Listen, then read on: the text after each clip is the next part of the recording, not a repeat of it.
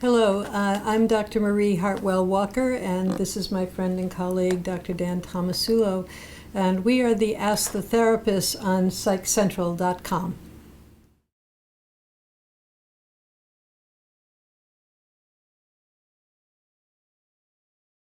Dan, we have another letter that's representative of a lot of letters. Mm-hmm. This is a young woman, she's only 14, Right. who is talking about perfectionism. And she says in the letter, in her mind, she'll always be average, which is a fate worse than death. And what's startling about this is she also says, all my life I've had stellar grades, been the teacher's pet, had boatloads of friends, and impressed every adult I've met with my maturity. Normally these things would be considered something to be proud of, but for me they're obvious. The things I expect myself to maintain. So, and then she goes on, this is so typical of perfectionism. Right. My schoolwork consistently gets left to the last minute, Yes. and then rushed and perfected during a weekly all-nighter. And she says, I just spent 10 minutes rewriting the 6 words I used to describe my issue. Right. Poor thing. So the anxiety is on overdrive here.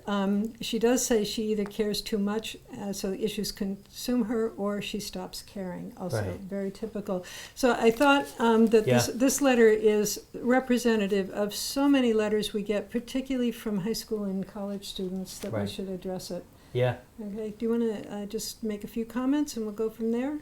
Well, one of the things that I admire about somebody who says that perfectionism is their issue is that it begins that process of self-contemplation.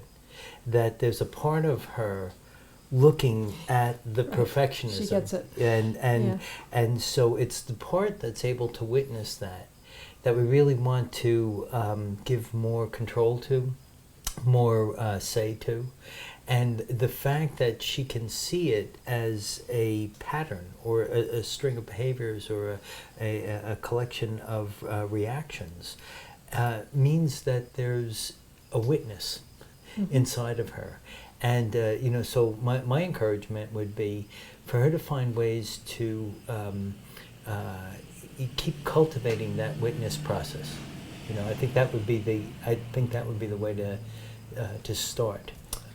And then in practical terms, in some ways, the perfectionism has now become in control of her. Mm-hmm. Right? So she's no longer in control of what she wants to produce. Right. If it's not perfect, it's not good enough. Right. And I'm wondering where that comes from, Mm-hmm. and if some insight into that might be helpful. Mm-hmm. Again, she's so anxious. It's interesting to me. She has stellar grades in spite of this, Yes. which says to me this is a very bright young Sure. person. Absolutely. Who's very, very Right. smart. So how can we marshal that intelligence to help herself? Mm-hmm.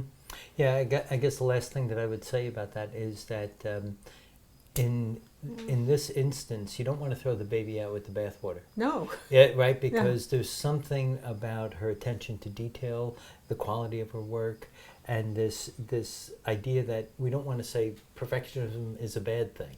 No. I want my surgeon and my airline pilot to be somewhat of a perfectionist. So the idea is, when is it okay for it to what they call satisficing? When can it be just good enough? Mm-hmm. And I think that's the practical And take the work. pressure off herself. Absolutely. So if she could make some discrimination between the assignment that really needs that kind of attention Right.